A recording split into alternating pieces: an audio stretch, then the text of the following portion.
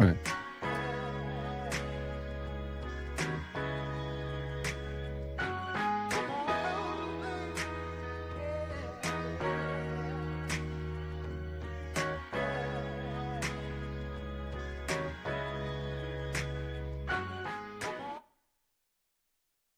Hello, everybody. Welcome to the CEO Sports Show for August 31st, 2025. And on today's episode, we will be going over all of the college football games that happened today. Not all of them, just a few of them. Talk about the major headlines coming out of these games and really just talk about some big things going in college football right now. It is 1:30 in the morning. Yes, I am very tired, but I also love college football. It is a sport that I hold near and dear to my heart.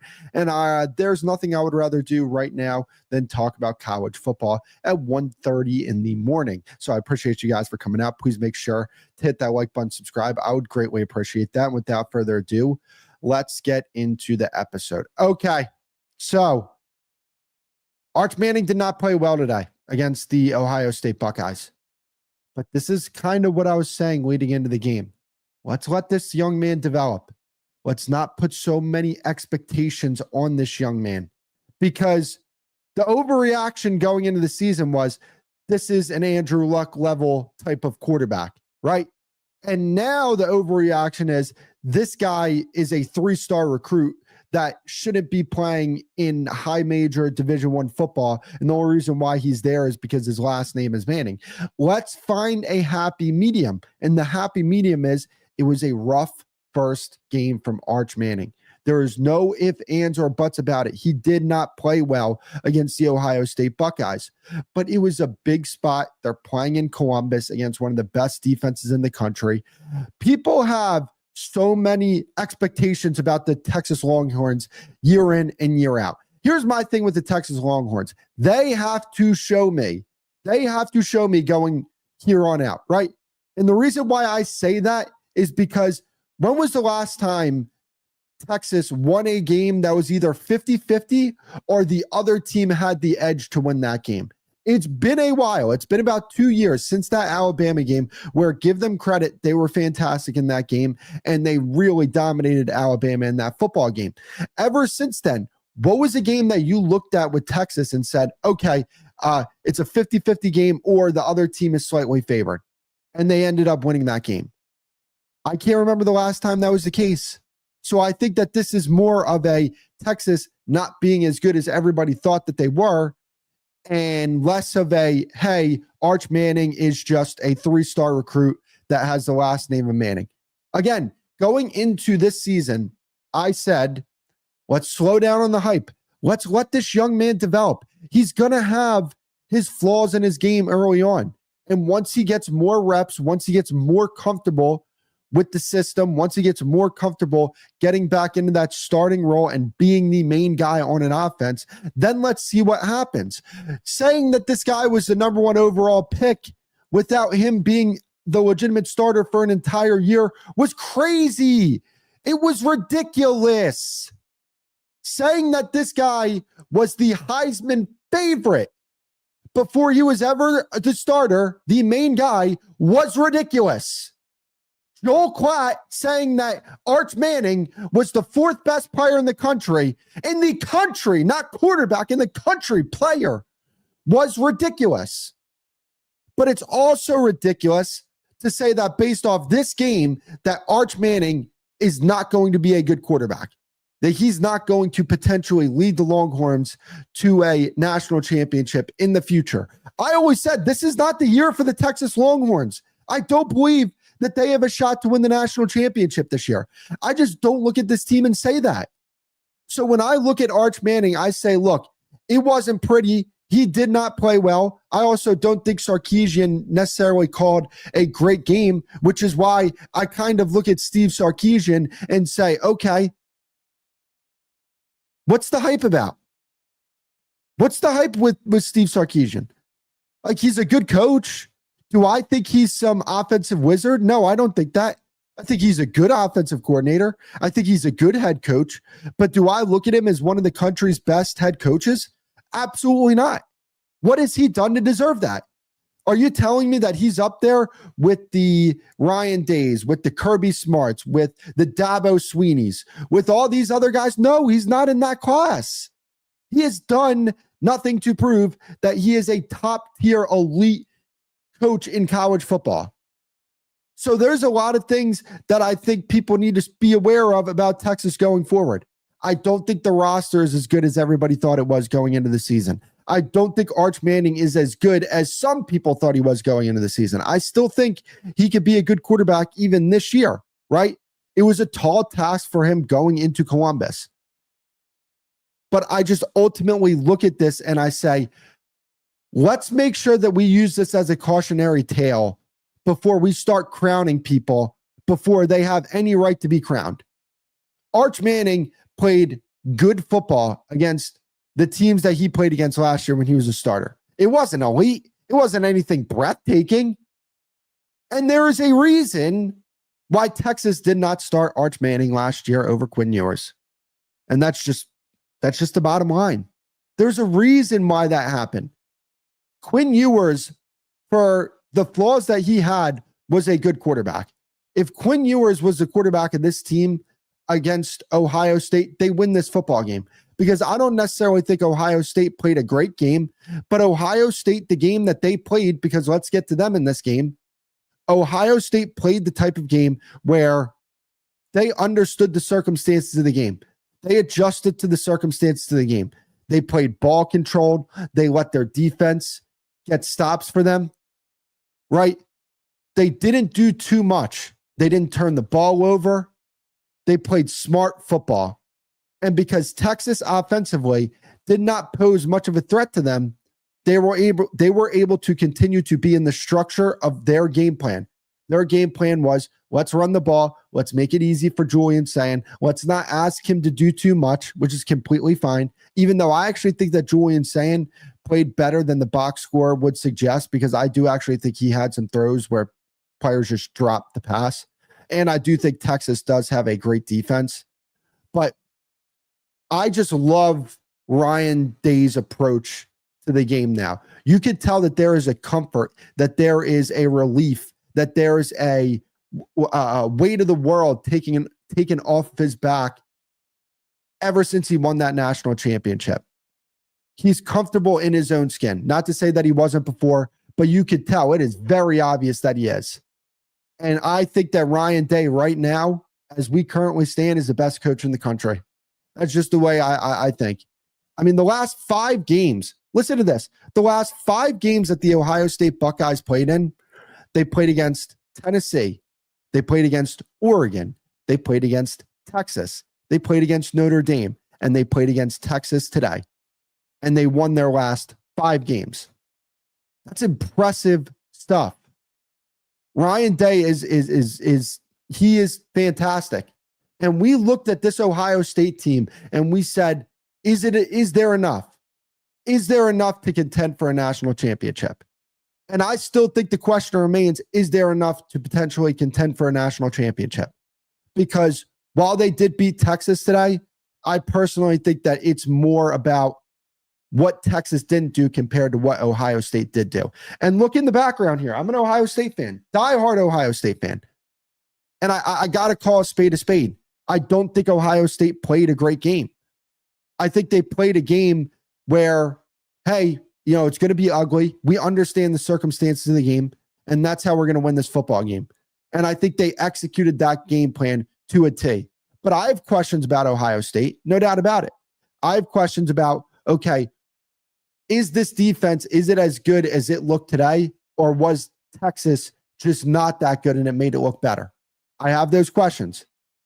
I have questions. What is the passing attack going to look like with Brian Hartline, right? I still have those questions. I think Ohio State could contend for a national championship this year. There's no doubt about it. To my Buckeyes fans that are out there, I absolutely believe that. But I still have a lot of questions coming out of this game. And I think that this game is more indicative of what Texas didn't do and them not playing well, more than I look at this and say, man, the Ohio State Buckeyes, they were fantastic and they looked outstanding.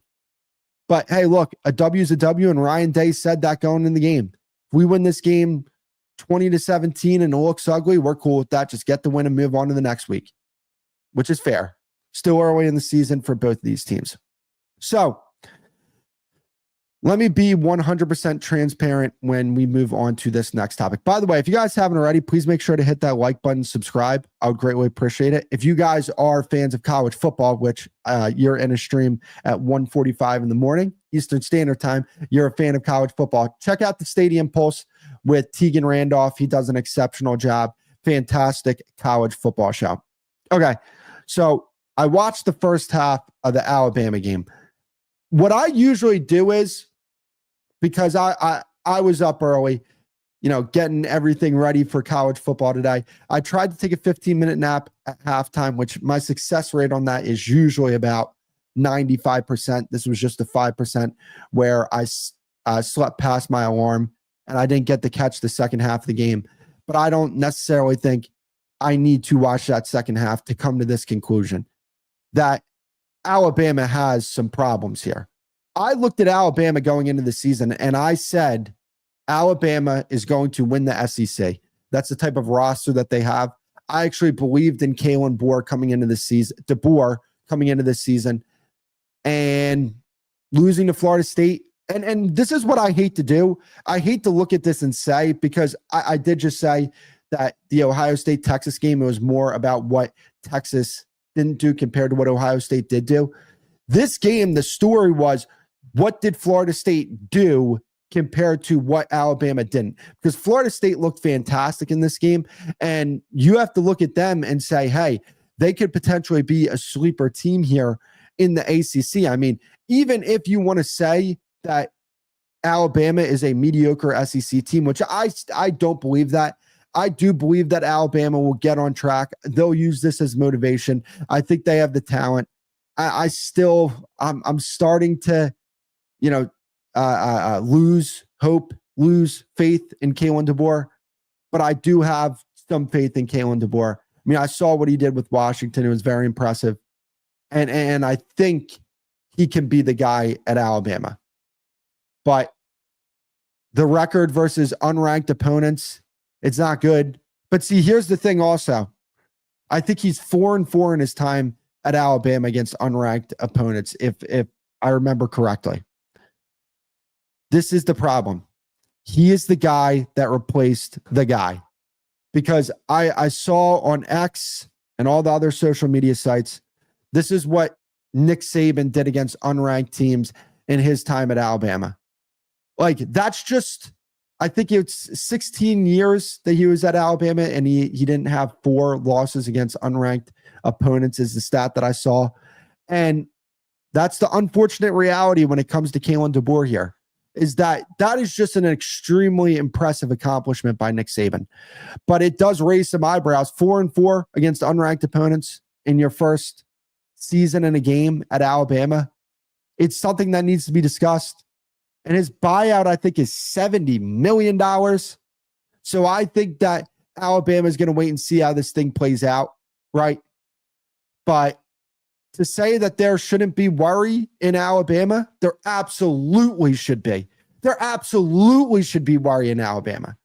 Because when I looked at this team going into the season, I thought that their roster was outstanding. And to lose to Florida State, I don't believe that Florida State, their roster went from a 2-win roster to the best roster in their own conference. Even after this game, I don't believe they're better than Clemson. I don't believe they're better than Miami.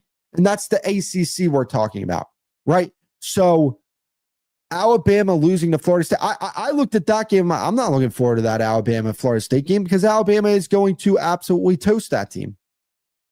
And look at what happened. That's why, you got to start looking at these games now, or at least myself personally, and say, maybe there's a chance. Maybe there's a chance something can happen here. Because when I saw the result of that game, that's just malpractice. I mean, there's no excuse for this. And you have to wonder when it comes to Alabama, will they actually get the donor money saved up to buy out Kalen DeBoer at the end of the season? I think that they should let this season play out because last year they were on the cusp of making the college football playoffs.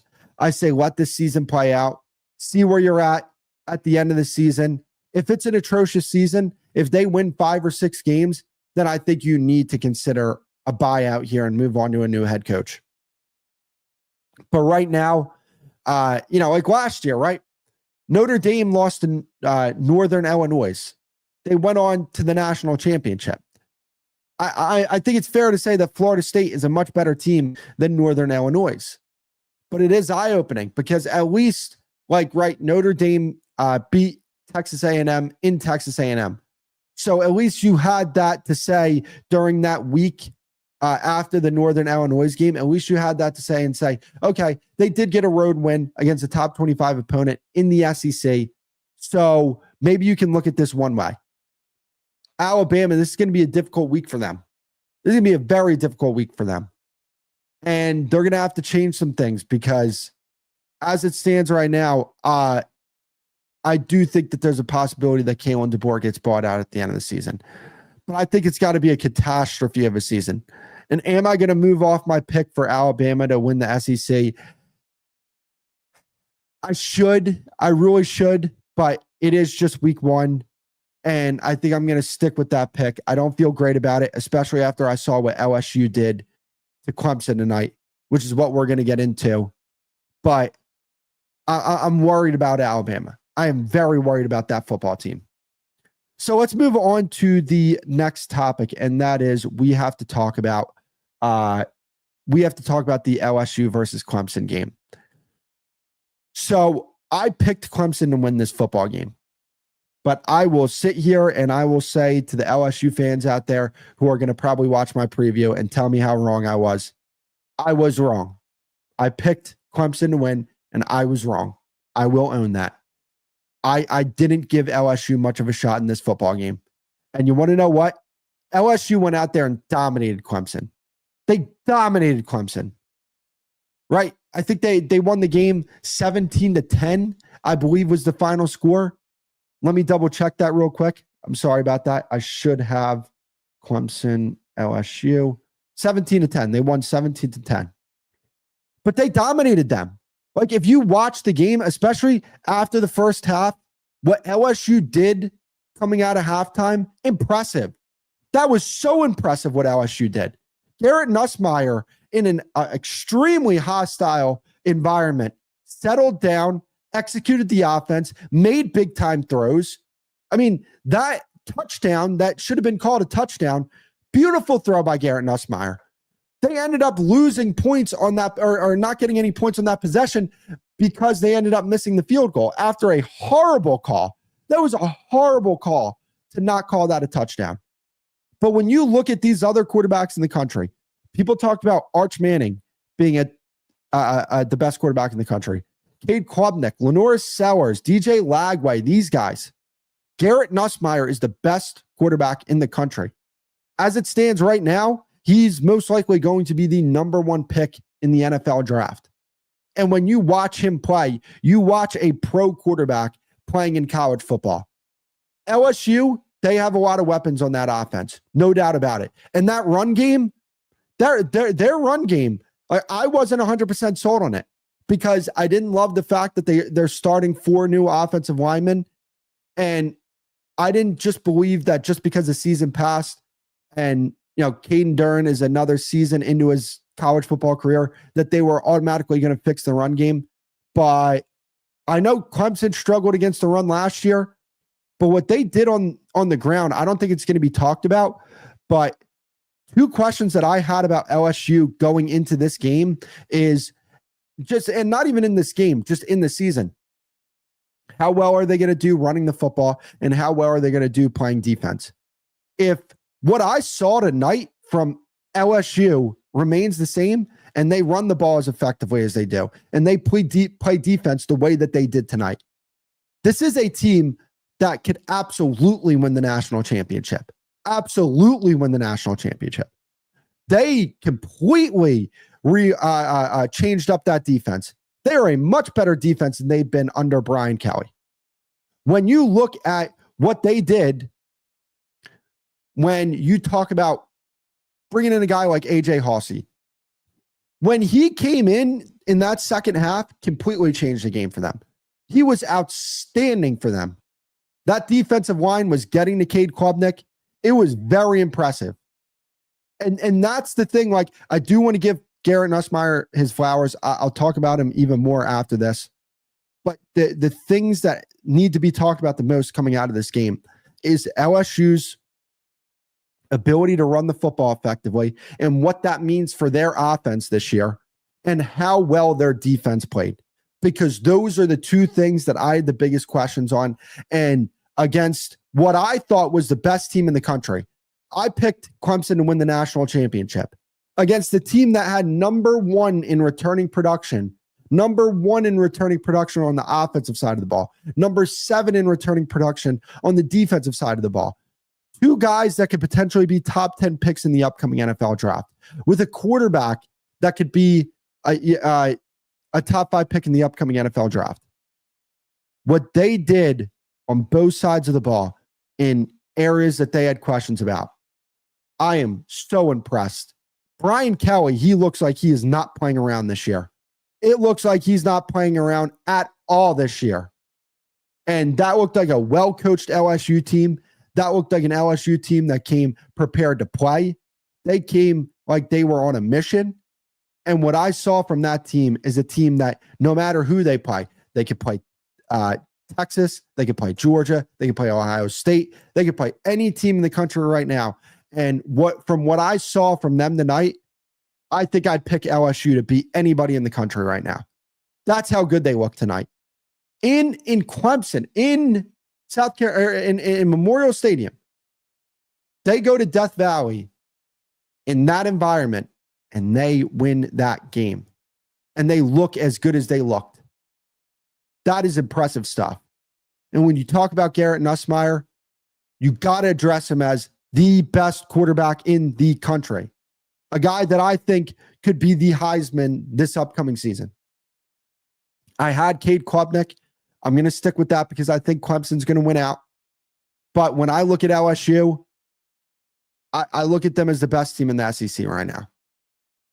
Right? Like, look at the other 2 big dogs in that conference. When you talk about Texas and Alabama, and you look at how they performed today, and you look at how LSU performed today, there's not a doubt in my mind that at the current moment, LSU is the best team in the SEC. Now, we're going to have to wait and see how some things play out, right? But I just think ultimately, LSU and their performance that they had tonight, just impressive.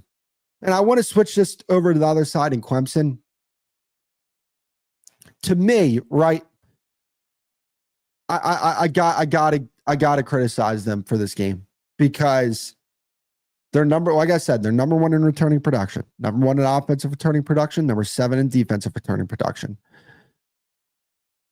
LSU is not returning the type of talent that Clemson is returning. Now, their transfer portal was extremely impressive. But again, like those transfer portal guys, they have to get in the flow of the program and what they're supposed to do schematically. But Clemson dropped one here. This is a game they could have won. This is a game that I think that Clemson, on paper, has a more talented roster than LSU.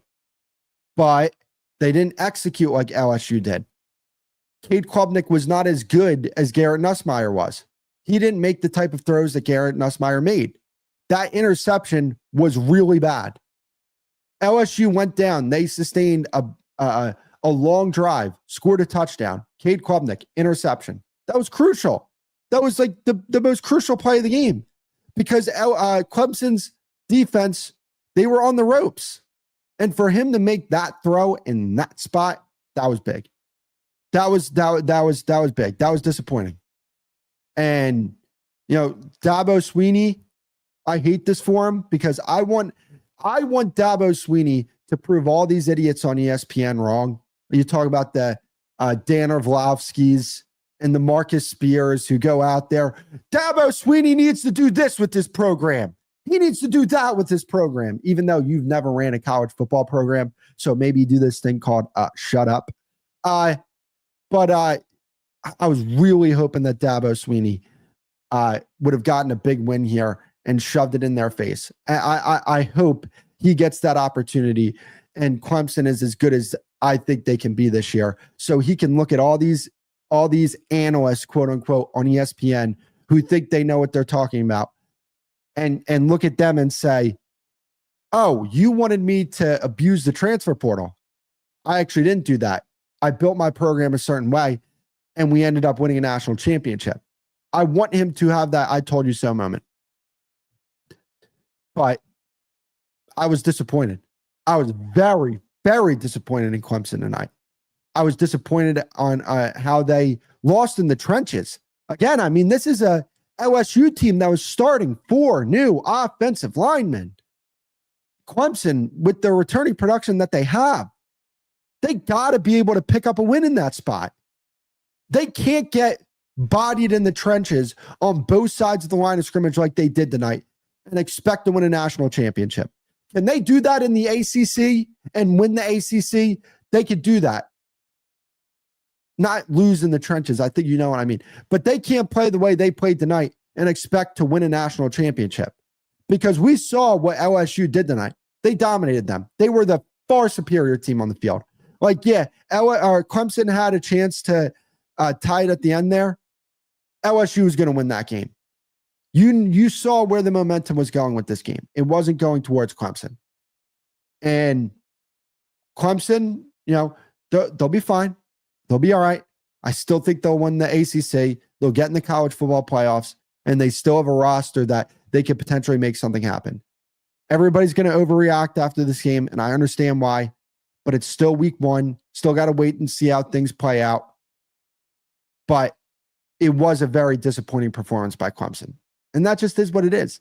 When we talk about first 2 segments, I talked about Texas. The game was about what Texas didn't do compared to what Ohio State did do. In the second game, I said it was actually more what FSU did do and also what Alabama didn't do. But the story of this game is what LSU did do. Because what they did do was dominate on both sides of the ball. They moved the ball effectively on offense. They ran the football. Garrett Nussmeier made big throws in big spots, and that's why they won this football game. So awesome first week of college football in the books. We're going to be doing this every week, by the way, after college football games. CEO Sports Show. Make sure to check us out. Make sure to hit that like button and subscribe. I would greatly appreciate it. Also, make sure to go check out the other pages on Kretschman Media, the Stadium Pulse and the Mic Drop. If you're a college football fan, I promise you, you will love the Stadium Pulse. Okay, so until next time, I will see you guys later.